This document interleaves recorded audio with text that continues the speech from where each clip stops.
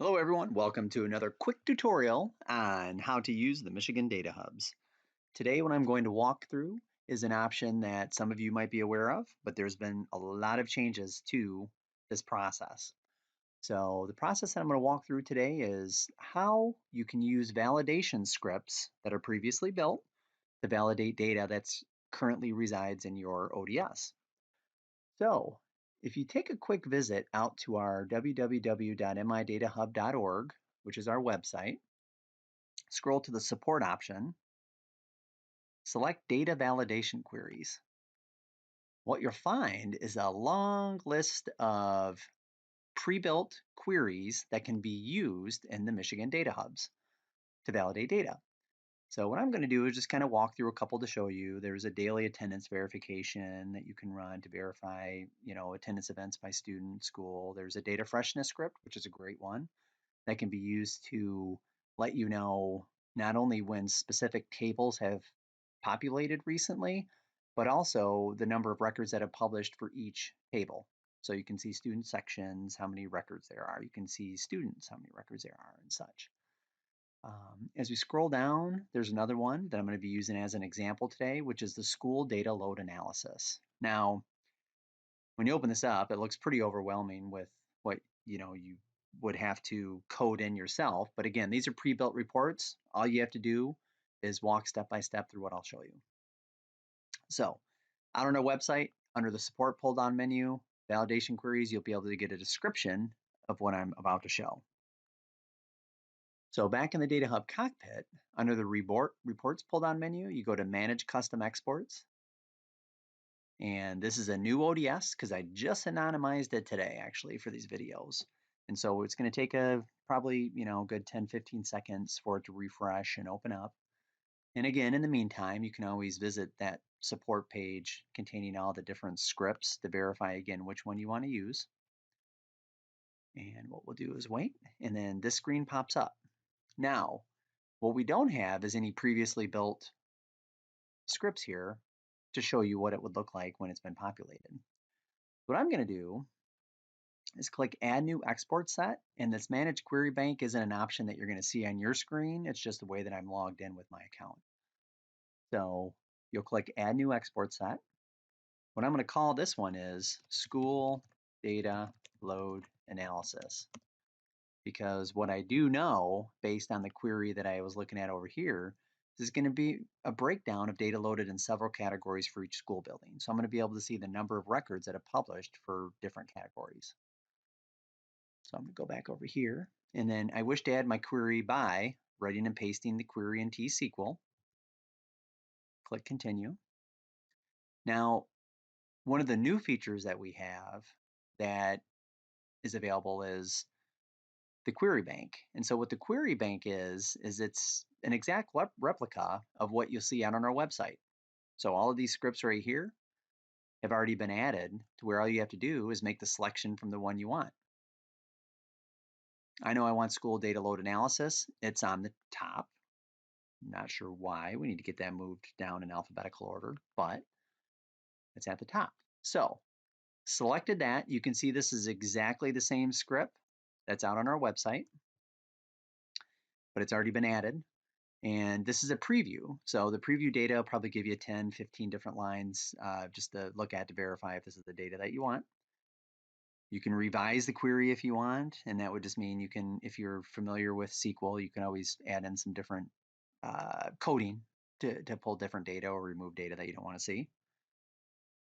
As soon as I hit continue, what it's going to do is it's going to take me back to this screen. Now, this screen has a lot of different features on it that are pretty important to walk through. First one is, how do you want to see the data, or how do you want it to download? So by default, the delimiter is going to be comma. I tend to scroll through here. The only change that I usually make on these is I make sure that it's a CSV file.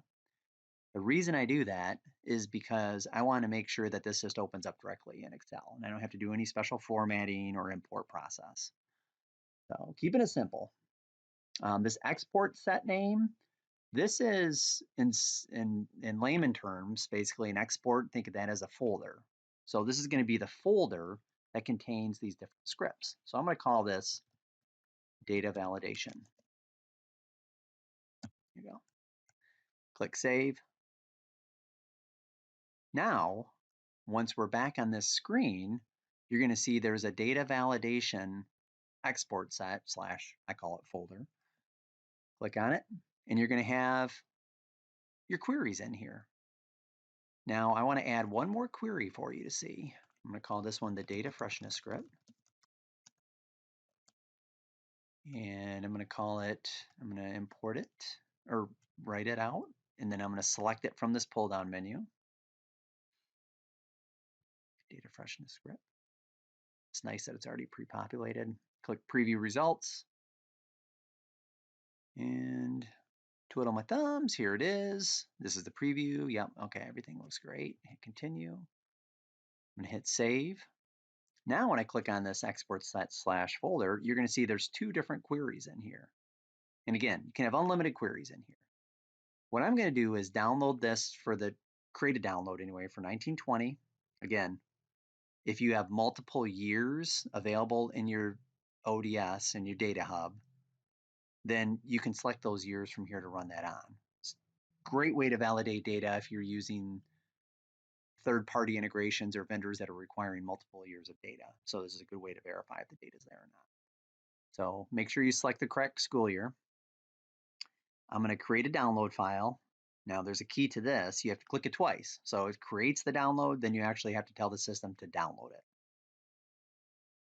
So now I'm downloading the file, and it opened up for me. I'm going to expand the columns. So now you can see the school data load analysis provides you specific number of records that have published for each category. So you can see by school, you can see how many students published over under the student enrollments, staff that were assigned, sections, student sections, valuable information to have in there just to know that the student section and staff section data published over. You can also see the number of records for attendance, both daily school attendance and then section attendance, discipline, grades, and transcripts. So you get a good idea of what's loaded and what's not loaded by looking at the school data load analysis. When done, all you have to do is close. You can delete it from your computer because it did download. Another file to look at here is this data freshness script that I did. And this one's unique because what it does is it will tell you when when the first time data was published over to this category, and then also will tell you when the last time it was updated. And then also you get the record counts too. So you get a lot of useful information from the data freshness script to provide you in real time validation against the data that's been populated to your ODS. So I can see here that student school attendance, the last time it posted was yesterday. So, varying on the student information system, you may only post that once a day. So not bad information. Student section information, the last time it updated was today. So that's how you use the Manage Custom Exports option in the Michigan Data Hubs. If you need any further assistance with this, let us know just by sending a quick email to support@midatahub.org. Thank you.